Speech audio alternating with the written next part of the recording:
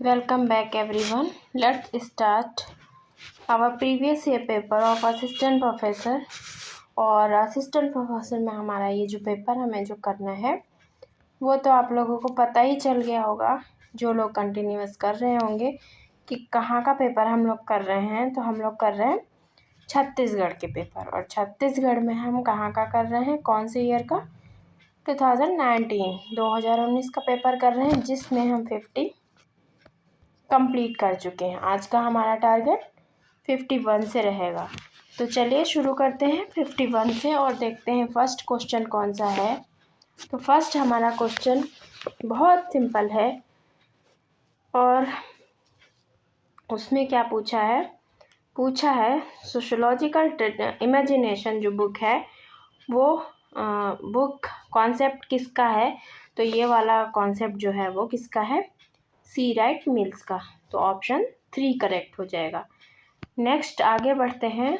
तो कौन हमारा क्वेश्चन क्या कह रहा है, निम्नलिखित में से कौन सा एक जोड़ा समरक्त नाते का उदाहरण नहीं है। तो समरक्त नाते का उदाहरण नहीं है, कॉन्जिगुअस किन का उदाहरण नहीं है, वो कौन सा नहीं है, ब्रदर सिस्टर, फादर सन, हस्बैंड वाइफ, मदर डॉटर। तो वो जो नहीं है वो है हस्बैंड वाइफ, समरक्त नाते का उदाहरण नहीं है, यानी पति पत्नी समरक्त नातेदारी का उदाहरण नहीं है। एक स्त्री का विवाह एक पुरुष के साथ जो कि नीची जाति का है। तो पुरुष हमने हमेशा बताया है, पुरुष क्या जब ऊपर का होगा तो क्या हो जाएगा, हाइपरगेमी। और यहाँ पे क्या पूछ रहा है, पुरुष नीची जाति का है, तो उसका अपोजिट क्या होगा, हाइपोगेमी। यानी ऑप्शन क्या हो जाएगा, प्रतिलोम हाइपोगेमी हो जाएगा। तो ये मेरी ट्रिक है, खुद की ट्रिक है, और इस तरह से आपका आंसर कभी भी गलत नहीं होगा। अगर आप एक यूनिक ट्रिक के साथ अपने क्वेश्चन या कॉन्सेप्ट को समझते हैं तो पॉसिबिलिटी आपकी 100% बढ़ जाती है क्वेश्चंस के सही होने की।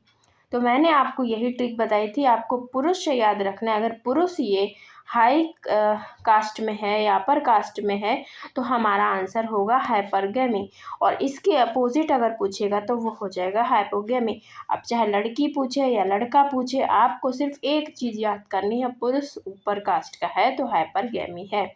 तो आपका सवाल कभी गलत नहीं होगा। पुरुष को नीची का जाति का कहेगा तो हाइपोगेमी हो जाएगा। तो नीची का कह रहा था, इसलिए ऑप्शन 2 करेक्ट हो गया। अब आपको भी ये ट्रिक समझ में आ गई होगी। नेक्स्ट है कौटुंबिक व्यभिचार निषेध, जो कि 2 जनों के बीच में विवाह को मना नहीं करता है, वो किसके बीच में है। इंस्टेंट टैबू की बात कर रहा है। तो उसमें किन दो लोगों के बीच में मना नहीं करता है वो आपको बताना है। माता और पुत्र यानी मदर और सन के बीच में तो मना करेगा। सिस्टर एंड ब्रदर भाई बहन के बीच में मना करेगा। स्त्री और पुरुष एक ही गोत्र के यानी जो सेम गोत्र के होंगे उनके बीच में मना करेगा। लेकिन स्त्री और पुरुष एक ही जाति के जब होंगे तो उसको मना नहीं करेगा। तो man and women from the same caste के जो होंगे उसको मना नहीं करता है। वहीं तो हम लोग वहीं पे तो शादी होती है। तो ऑप्शन जो डी है वो करेक्ट हो जाएगा। नेक्स्ट क्वेश्चन की तरफ बढ़ते हैं। तो क्या कह रहा है, निम्न किस एक जनजाति में तलाकशुदा स्त्री को बहुत ही आदर से देखा जाता है। तो जो तलाकशुदा स्त्री होती है उसको बहुत आदर के साथ देखा जाता है, वो कौन सी ट्राइब है। वो ट्राइब है बिहार की हो जनजाति, मिर्ज़ापुर की कोरवा जनजाति, पश्चिम बंगाल की संथाल जनजाति, या असम की लुसाई जनजाति। तो ये क्वेश्चन इससे पहले और कहीं भी नहीं आया है, ना ही इसके बाद में कहीं अभी तक आया हुआ है। तो तलाकशुदा को बहुत आदर से देखते हैं मिर्ज़ापुर की कोरवा जनजाति में। ठीक है, तो ऑप्शन 2 करेक्ट आंसर हो जाएगा। नेक्स्ट है निम्नलिखित में से किसने भारत में नातेदारी के जोनों को 4 भागों में बांटा है। तो ये तो पता ही है, किसने 4 जोन्स बताए हैं किनशिप के, वो हैं इरावती कर्वे। तो ऑप्शन सी करेक्ट हो जाएगा। नेक्स्ट क्वेश्चन है, यह कहा कि विवाह से नातेदारी उत्पन्न होती है। Marriage is the fountain head of kinship. ये क्वेश्चन जो है बहुत इंपॉर्टेंट है, बहुत बार आ चुका है। तो फाउंटेन हेड ऑफ किंशिप बोला है किसने? मैरिज को। ये रेडफील्ड हैं, कर्वे हैं, मैरियट हैं या मेलिनोस्की हैं? तो ये है मेलिनोस्की, ऑप्शन डी करेक्ट हो जाएगा। मैरिज को इन्होंने फाउंटेन हेड कहा है किंशिप का। 4 आश्रम ब्रह्मचर्य, गृहस्थ, वानप्रस्थ एवं संन्यास निम्नलिखित में से किसमें वर्णित हैं? तो ये जो 4 आश्रम हैं, ब्रह्मचर्य, गृहस्थ, वानप्रस्थ एवं संन्यास, ऋग्वेद, जबोला उपनिषद, सामवेद या अत्रेय ब्राह्मण। तो ये हैं जबोला उपनिषद में।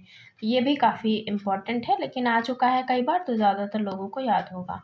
भारतीय राष्ट्रवाद को मार्क्सवादी पर्सपेक्टिव से निम्न में से किसने अध्ययन किया है?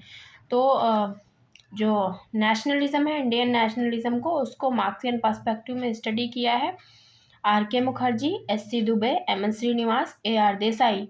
तो वो हैं ए.आर. देसाई। इंडियन नेशनलिज्म पे काम ही इनका है, तो ऑप्शन डी जो है वो करेक्ट हो जाएगा। निम्नलिखित में से कौन सा जोड़ा गलत है वो आपको बताना है। तो जोड़ा कौन सा गलत है? The Indian village SC. Dubey की बुक है। बियॉन्ड अम्बेडकर नंदूराम की है। इंडियन साधु जी.एस. खुरे की है। Modernisation of Indian tradition T K. Oommen की नहीं है। ये किसकी है? योगेंद्र सिंह यानी वाई सिंह की बुक है। तो ये वाला ऑप्शन जो है वो आपका गलत है, तो ऑप्शन 2 करेक्ट आंसर हो जाएगा, ये गलत है। और बियॉन्ड अम्बेडकर को लर्न कर लेना है, ये बुक नंदूराम की है, ये नहीं पूछी गई है तो मे भी पूछी जाए। निम्नलिखित में से किसमें कुल नहीं पाया जाता है? तो किसमें क्लैन नहीं पाया जाता है वो आपको बताना है। हो में, गोंड में, भील में या कादर में? तो किसमें नहीं पाया जाता है? वो कादर जनजाति में कुल नहीं पाया जाता है, तो ऑप्शन डी करेक्ट आंसर हो जाएगा। इसी के साथ ये इंपॉर्टेंट क्वेश्चन रहने वाला है क्योंकि रिपीट कम हुआ है। कौन सी शिक्षा व्यवस्था वैज्ञानिक विकास को बढ़ावा देती है? तो शिक्षा व्यवस्था कौन सा एजुकेशन सिस्टम ऐसा है जो साइंटिफिक प्रोग्रेस को सपोर्ट करता है, वो आपको बताना है। तो ये है realistic education, idealistic education, naturalistic education या स्पिरिचुअलिस्टिक एजुकेशन। तो ये हो जाएगा रियलिस्टिक एजुकेशन। ये सपोर्ट करती है साइंटिफिक प्रोग्रेस को यानी वैज्ञानिक विकास को बढ़ावा देती है। रियलिस्टिक एजुकेशन आपका करेक्ट आंसर हो जाएगा, ऑप्शन 1 करेक्ट आंसर है। निम्न में से कौन सा संस्कार करने के बाद कुछ जातियों को उसके आधार पर उनका दूसरा जन्म कहते हैं? तो ऐसा कौन सा संस्कार आप कर लेंगे कि कहा जाएगा कि आपका दूसरा जन्म हुआ है यानी ट्वाइस बॉर्न है? तो वो तो बहुत अच्छा संस्कार होगा। तो ये द्विज है, होम है, उपनयन है या नामकरण है? तो ये है उपनयन, सबसे इम्पोर्टेंट संस्कार, जिसको कहा जाता है कि दूसरा जन्म हुआ है या दूसरा जन्म की तरह उस संस्कार को लिया जाता है। तो ये आपका हो जाएगा option C correct answer. Next हम देखें क्वेश्चन, तो पूछ रहा है 2011 की जनगणना के अनुसार भारत में पुरुषों की साक्षरता दर क्या है, यानी मेल लिटरेसी रेट पूछ रहा है इन इंडिया में 2011 के अकॉर्डिंग। तो 80.15, 82.14, तो यही करेक्ट आंसर हो जाएगा। 82.14% जो है वो मेल लिटरेसी रेट है 2011 सेंसस के अकॉर्डिंग। और अगर फीमेल की बात करें, फीमेल लिटरेसी रेट कितनी है? तो फीमेल लिटरेसी रेट है 65.46% जो है वो फीमेल लिटरेसी रेट है। तो यहाँ पे इसके हिसाब से ऑप्शन सी सही होगा, पर यहाँ पे मेल पूछा गया है तो ऑप्शन 2 जो है वो करेक्ट आंसर है। ओके, तो आपको मेल फीमेल दोनों पता होने चाहिए। मेल है 82.14 और फीमेल है 65.46%। ठीक है, तो दोनों ही आपको लर्न करने हैं। भारत में विवाह एवं परिवार पुस्तक के लेखक कौन है? Marriage and family in India book किसने लिखी है? तो marriage and family in India book लिखी है के.एम. कपाड़िया ने। तो आपका ऑप्शन डी करेक्ट हो जाएगा। राष्ट्रीय ग्रामीण रोजगार गारंटी अधिनियम किस वर्ष में बना? National rural employment guarantee act जो पास हुआ था, पारित हुआ था, वो कौन से ईयर में पारित हुआ था? वो पारित हुआ था 2005 यानी 2005 में पारित हुआ था। और अगर पूछेंगे इसका नेम कब बदला, कब चेंज हुआ, तो वो चेंज हुआ था 2009 यानी 2009 में उसका नाम बदला गया था। और नाम बदल के क्या हो गया था? नाम बदल के हो गया था मनरेगा। ठीक है, तो ये हो गया था महात्मा गांधी ऐड हो गया था, तो मनरेगा हो गया था 2009 में। ये भी सवाल आता है और ये भी आता है कि कब ये पास हुआ था, तो पास हुआ था 2005 में और नाम चेंज हुआ 2009 में। तो आपको दोनों ही सवाल याद रखने हैं क्योंकि कुछ भी पूछा जा सकता है। नेक्स्ट अगर बात करें तो पूछ रहा है जो 2011 की जनगणना के अनुसार भारत में अनुसूचित जनजाति की जनसंख्या क्या है, यानी शेड्यूल्ड ट्राइब की पॉपुलेशन पूछ रहा है अकॉर्डिंग टू 2011 सेंसस। तो वो हो जाएगा आपका 8.6%। और अगर यहीं पे पूछेगा एससी का जो पॉपुलेशन है वो कितना है, तो वो इसका डबल हो जाएगा, 16.6% एससी का है। और अगर पूछता है एसटी का कितना है, तो वो हो जाएगा 8.6%। ठीक है, तो 16 का आधा 8 उसको आपको हाफ कर देना है अगर एसटी पूछेगा तो यहाँ पे ऑप्शन 1 करेक्ट हो जाएगा। Caste and the economic frontier book किसने लिखी है? तो caste and the economic frontier book लिखी है Merton P V Young, F G. Bailey या फिर किसी ने भी नहीं, तो वो लिखी है एफ.जी. बेली ने। तो ऑप्शन सी आपका करेक्ट आंसर हो जाएगा। द जर्मन आइडियोलॉजी बुक किसने लिखी है?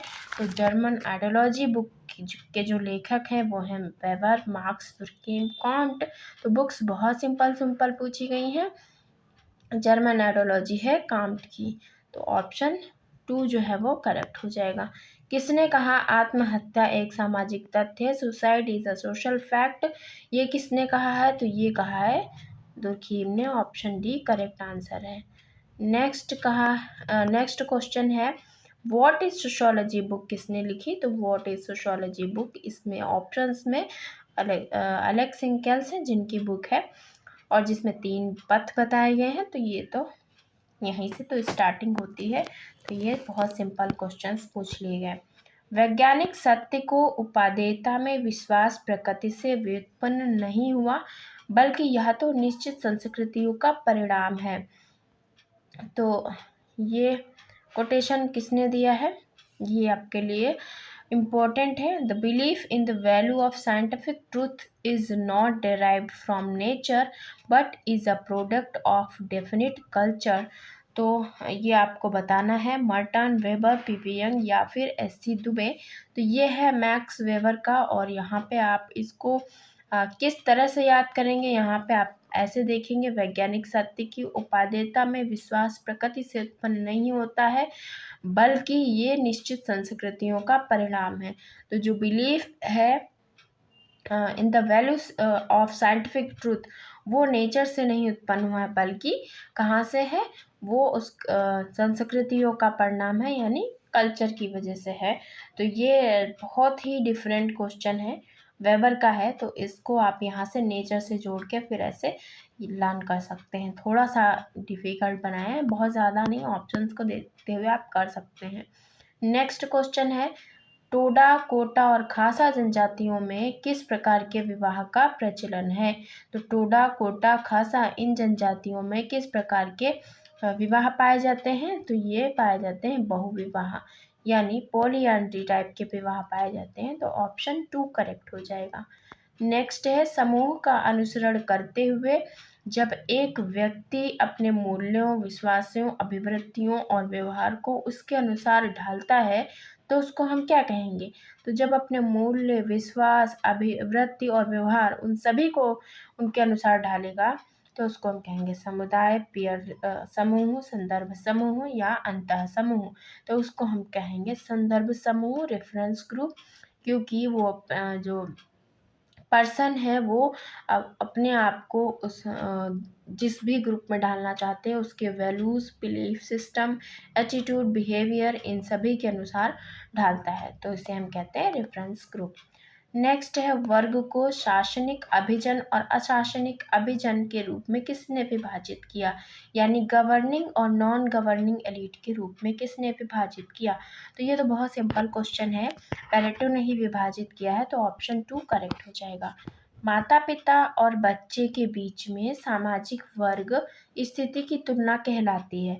तो माता पिता और बच्चे, इसके बीच में जो सामाजिक स्थिति होगी, इसकी तुलना जब हम करेंगे तो उसको हम क्या कहेंगे, अंतःपीढ़ी गतिशीलता या अंतरपीढ़ी, इंटरजनरेशन या फिर इंटरजनरेशनल मोबिलिटी। तो जब माता और पिता, तो इन दोनों की अलग अलग हो गई, तो इसमें क्या हुआ, इनके बीच में जब हम तुलना करेंगे तो इंटरजनरेशनल मोबिलिटी हो गई। जब वहाँ पे अंतर आपको दिखाई देगा कि पीढ़ी में चेंज है, मतलब ये एक ये पीढ़ी हो गई और एक ये पीढ़ी हो गई, तो ये अलग अलग हो गई, तो ये हो गया इंटरजनरेशनल मोबिलिटी, यानी अंतः पीढ़ी। और अगर एक ही पीढ़ी में होता तो वो हो जाता इंट्रा जनरेशनल। ठीक है, तो ये क्वेश्चन भी ठीक था, ऑप्शन 2 आपका करेक्ट हो जाएगा। नेक्स्ट हम बात करते हैं, अनुसूचित जाति शब्द का प्रयोग सबसे पहले प्रथम बार कब हुआ, अगर ये पूछेगा तो प्रथम बार जो वो यूज़ हुआ था वो गवर्नमेंट ऑफ इंडिया एक्ट 1935 को हुआ था। भारत सरकार अधिनियम 1935 में प्रथम बार सबसे पहले यूज़ हुआ था, और ये भी क्वेश्चन कई बार आ चुका है। अपनी संस्कृति का श्रेष्ठ मूल्यांकन करने की प्रवृत्ति क्या कहलाती है, जो अपनी वंश ओन कल्चर जो होती है उसको सुपीरियर जब मानने लगते हैं तो उसको हम कहते हैं culture shock, cultural relativism, ethnocentrism या कल्चरल डेप्रिवेशन। तो ये तो बहुत अच्छे से वेल नोन है, उसको हम कहते हैं एथनोसेंट्रिज्म। जब हम अपनी ही चीज़ को अच्छा समझते हैं, अपना ही सब कुछ अच्छा होता है, बाकी को हम हीनता की दृष्टि से देखते हैं, तो उसे हम कहते हैं एथनोसेंट्रिज्म। और कल्चरल रिलेटिविज्म तब होगा जब उनको हम अपने कल्चर के समान समझते हैं, अपने जैसा ही उसको समझते हैं, तो वो कल्चरल रिलेटिविज्म हो जाएगा। तो यहाँ पे आंसर क्या होगा, एथनोसेंट्रिज्म, ऑप्शन जो सी है वो सही हो जाएगा। नेक्स्ट हम बात करें, शिक्षा, संगठन और आंदोलन का मंत्र किसने दिया, एजुकेट, ऑर्गेनाइज एंड एजिटेट किसने दिया, तो ये तो फेमस है, अंबेडकर का कोटेशन है, अंबेडकर ने ये मंत्र दिया था, शिक्षा, संगठन और आंदोलन। नेक्स्ट है, एस.सी. दुबे ने किस पुस्तक में भारतीय ग्रामीण संरचना की व्याख्या दी है, तो एस.सी. दुबे ने जो इंडियन रूरल स्ट्रक्चर की व्याख्या दी है वो क्या है, वो है इंडियन विलेज, रिमेम्बर्ड विलेज, या फिर रूरल इंडिया या Indian village at the cross road. तो उन्होंने जो भारतीय ग्रामीण संरचना की व्याख्या दी वो अपनी बुक इंडियन विलेज में दी है, उसमें ही भारतीय गांवों के बारे में डिटेल्ड एक्सप्लेनेशन किया है, तो ऑप्शन 1 करेक्ट हो जाएगा। जाति के प्रजाति सिद्धांत के प्रमुख समर्थक कौन हैं, तो यहाँ पे पूछा गया था प्रजाति सिद्धांत के समर्थक, और जाति के प्रजाति सिद्धांत की अगर बात करें तो होकार्ट, सेनार्ट, रिजले, हट्टन, घुरिये। तो इसमें से जो रिजले हैं और घुरिये हैं ये दोनों ही प्रजाति सिद्धांत के समर्थक में आते हैं, और इस वजह से इस क्वेश्चन को डिलीट कर दिया गया था, इस क्वेश्चन में मार्क्स नहीं दिए गए थे। वैसे अगर देखा जाए तो पहले तो जो मेन है तो रिजले का नाम आता है, उसके बाद समर्थक में घुरिये का आता है। अब ऐसे क्वेश्चन में दे दिया तो प्रजाति सिद्धांत के दोनों ही लोग हैं, घुरिये और रिजले, तो इस वजह से इसमें इस क्वेश्चन को डिलीट कर दिया गया और इसमें कोई भी आंसर नहीं दिया गया है। प्रभु जाति की अवधारणा किसने दी है, तो डोमिनेंट कास्ट की जब हम बात करेंगे तो सभी को अच्छे से पता है कि श्रीनिवास ने इसकी बात कही है।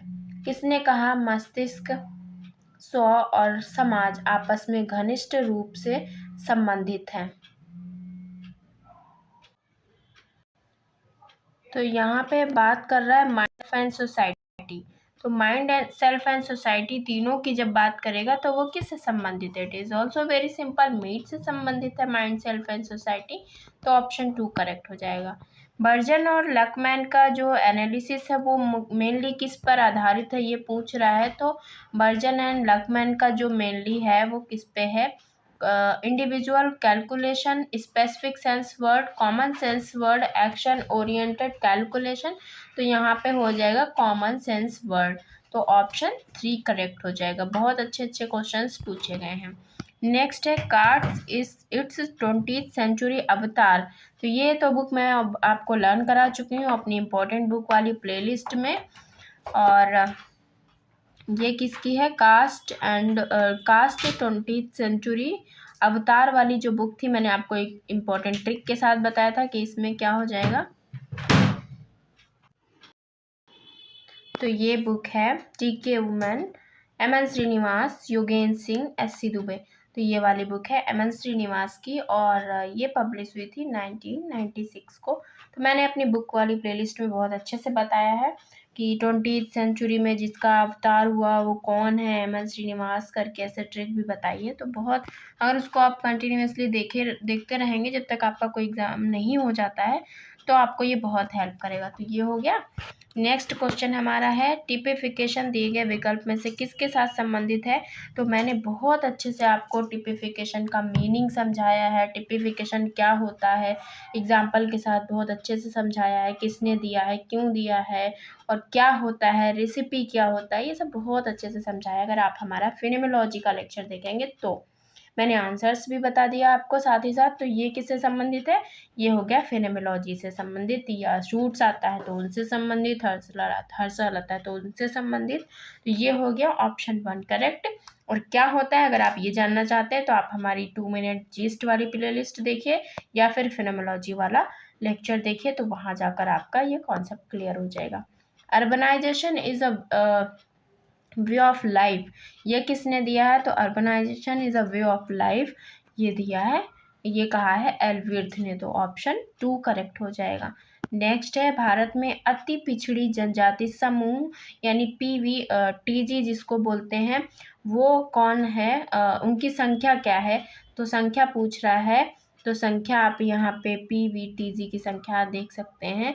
यहाँ पे 70, 75, 72, 73, यहाँ पे हो जाएगा 75। ये क्वेश्चन भी ज़्यादा नहीं आया है, बहुत अच्छा क्वेश्चन है। इरावती कर्वे ने भारत में नातेदारी व्यवस्था की विभिन्नता को स्पष्ट करने के लिए भारत को कितने भागों में बांटा है?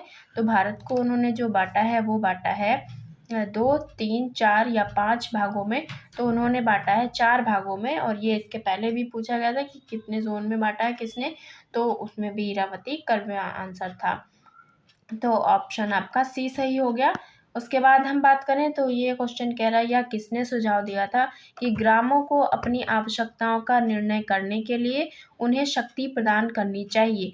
तो ग्रामों की बात को अपनी आवश्यकताओं का निर्णय करने के लिए उनको शक्ति देनी चाहिए, ऐसी बात किसने कही है? तो ऐसी बात कही है बलवंत राय मेहता ने। तो यहाँ पे हो जाएगा ऑप्शन 3 आपका करेक्ट आंसर हो जाएगा। और यहाँ पे ये भी क्वेश्चन पूछा जाता है किसने 2 टायर और 3 टायर की बात करी है।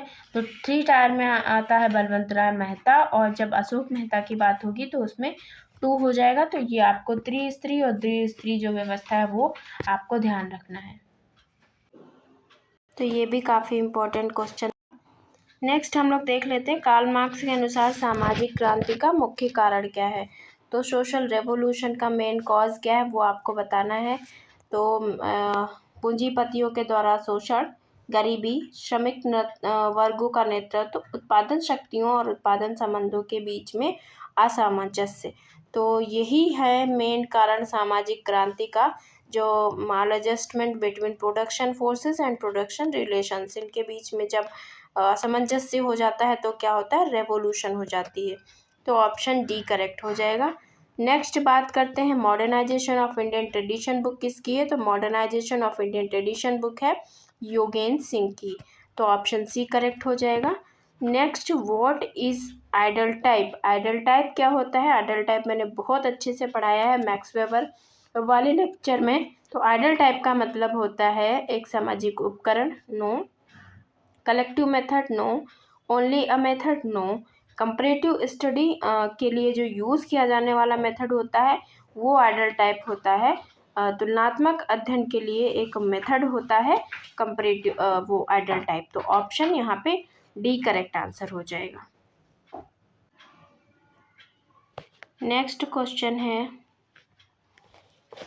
पूर्व औपनिवेशिक चरण आत्मनिर्भरता का था, यानी जो पहले का था वो आत्मनिर्भरता का था, जबकि औपनिवेशिक चरण को क्या कहा जाएगा? तो औपनिवेशिक चरण को क्या कहा जाएगा? जब वो पहले आत्मनिर्भरता का था तो अब ये औपनिवेशिक चरण को हम निर्भरता वाला कह देंगे, तो वो हो जाएगा हमारा डिपेंडेंस। ठीक है, तो ऑप्शन 1 करेक्ट हो जाएगा। नेक्स्ट है, किसने कहा वर्तमान विश्व धीरे धीरे एक वैश्विक ग्राम हो रहा है, यानी ग्लोबल विलेज का कॉन्सेप्ट किसने दिया? तो मैक्लूहाल ने दिया है, तो ऑप्शन 2 करेक्ट हो जाएगा। और ये सारे क्वेश्चंस यूजीसी नेट में काफ़ी आते रहते हैं। जिसे पवित्र जनेऊ पहनने का अधिकार हो उसे कहा जाता है, तो उसे क्या कहा जाता है? जो पवित्र जनेऊ का पहनने का जिसके पास अधिकार होता है उसे कहते हैं द्विज, यानी दूसरा जन्म, जो इससे पहले भी क्वेश्चन आया हुआ था जिसमें उपनयन संस्कार को मेन माना गया था, तो वो उसको द्विज की तरह लिया जाता है, तो ऑप्शन 2 जो है वो करेक्ट आंसर हो जाएगा।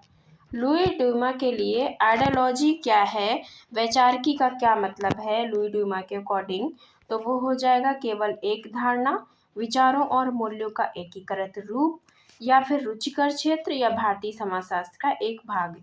तो आइडियोलॉजी होता है विचारों और मूल्यों का एकीकृत रूप, यानी unified set of ideas and values, तो ऑप्शन 2 करेक्ट आंसर हो जाएगा। ठीक है, एम.एन. श्रीनिवास ने अपने देशवासियों को पश्चिमी पुस्तकों अथवा स्वदेशी पवित्र धार्मिक पुस्तकों के आधार पर नहीं बल्कि सीधे से समझना चाहते थे। तो ये इसमें किससे समझना चाहते थे? तो उन्होंने, आपको पता ही होगा कि सबसे ज़्यादा फोकस किस पे किया है, वो इसको टेक्सचुअल बुक, और इसके बजाय उन्होंने किसको यूज़ किया था? Just a minute.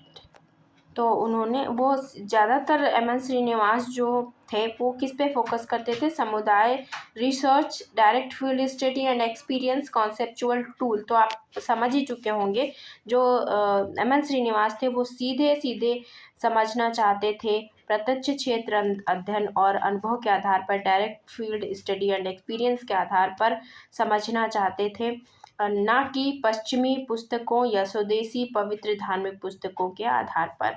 यानी वो कोई भी वेस्टर्न टेक्स्ट बुक के आधार पर नहीं समझना चाहते थे, बल्कि उसको डायरेक्ट फील्ड स्टडी पे फोकस करना चाहते थे। तो ये इसीलिए संरचनात्मक प्रक्रियात्मक पर्सपेक्टिव में हम लोग इनको सबसे पहले नंबर 1 पे पढ़ते हैं। और हम लोग बात करें अगर गांधी स्टडीज़ इन गांधीइज्म बुक किसकी है, तो स्टडीज़ इन गांधीइज्म जो बुक है वो किसने लिखी है? वो लिखी है K L. Sharma, J P. Narayan, N K. Bose या डी.पी. मुखर्जी। तो वो लिखी है एन.के. बोस ने, तो ऑप्शन सी करेक्ट हो जाएगा। नेक्स्ट है, technology is the wheel of society. ये बुक किसके द्वारा लिखी है? तो technology is the wheel of society book बहुत इंपॉर्टेंट है, और आपको लग रहा होगा ये किसकी है? Max Weber, Karl Marx, Merton या दुर्खीम। तो ये वाली जो बुक है, ये वाली बुक है कार्ल मार्क्स की, यानी ऑप्शन 2 करेक्ट हो जाएगा। तो ये जो कोटेशन है, इस कोटेशन के माध्यम से ये समझ में आता है कि जो कार्ल मार्क्स हैं वो क्या कहना चाहते हैं इस कोटेशन में। वो ये यहाँ पे technology is the wheel of society, यानी जो प्रौद्योगिकी है वो समाज का पहिया है। तो प्रौद्योगिकी को, यानी टेक्नोलॉजी को, वो ये कहना चाहते हैं कि टेक्नोलॉजी ही बताती है कि किस तरह से आगे चल के चेंज होता है, और कैसे जो हिस्टोरिकल मटेरियलिज्म की उन्होंने जो बात करी, ऐतिहासिक भौतिकवाद की जो वो बात करते हैं, ये जो है कोटेशन या बुक के रूप में तो नहीं पूछा जाएगा। ये जो कोटेशन है वो सीधे सीधे आपको रिलेट कर रहा है ऐतिहासिक भौतिकवाद की जो उन्होंने व्याख्या दी थी, उसके आधार पे आप इसको समझ सकते हैं।